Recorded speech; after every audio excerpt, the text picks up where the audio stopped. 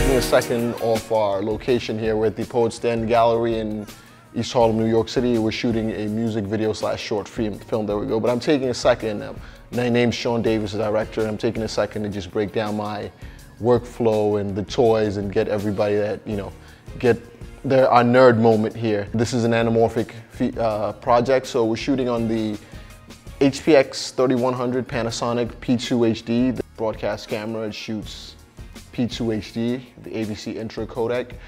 We're getting the anamorphic image by using the Canon ACV235 anamorphic converter. My lens of choice as a director on this is the Zeiss Digiprimes. We have a set of wides that this thing is scope, so we're shooting everything very wide.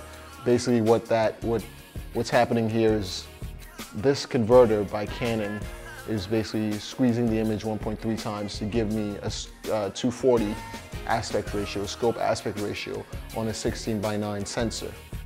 And over here, I have my AF100, which I love. And for smaller things, web, smaller screen, avc HD is great, but to match up with this beautiful 10-bit codec, we needed a workaround. So what we were doing for that is using the Blackmagic Hyperdeck Shuttle, which originally wasn't designed to be a field recorder, but what I've done is I'm using a switronix PowerBase here, which gives me a P-tap to power my camera. It also gives me one where I could also run power to this using this adapter from Switronix, so I can power the Hyperdeck, and we velcroed the Hyperdeck to the camera. So we're taking the SSD, shooting to the SSD uncompressed, and then when we get back to our sort of data wrangling station, this is what we're doing in the field prior to the end of the day. Taking the SSD, what we have here is a docking station that's connected to this laptop via eSATA, and we have here is a USB 3 drive. This USB 3 drive is a terabyte. We're shooting 64 gigs SSDs. So we're coming back to the station, data wranglers running this back to the station. Whenever the card's full, or almost full, we don't actually let it get full.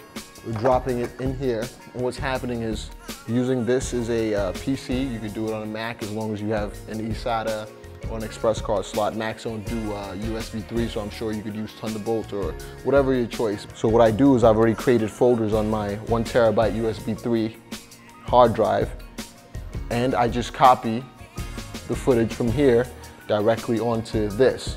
Now this is what we do in the field, and we have a couple of terabyte drives for the uncompressed footage.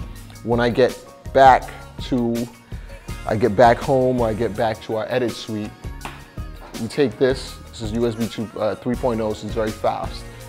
I go right into my desktop editing station, and I personally use Cineform. You can use Apple ProRes. If you're an avid editor, you can use DNX HD. I find that having compared ProRes to Cineform, I personally find Cineform to be a better high-end codec.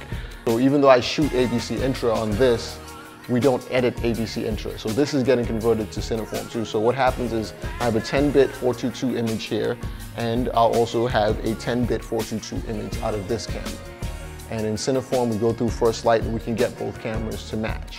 Yeah, so when you see the video and you're wondering what is what, you probably won't be able to tell the cameras apart. That's the idea of using the Hyperdeck and going through all this work. That's essentially the breakdown of our Onset workflow here of the short film There You Go, the musical, as I like to call it.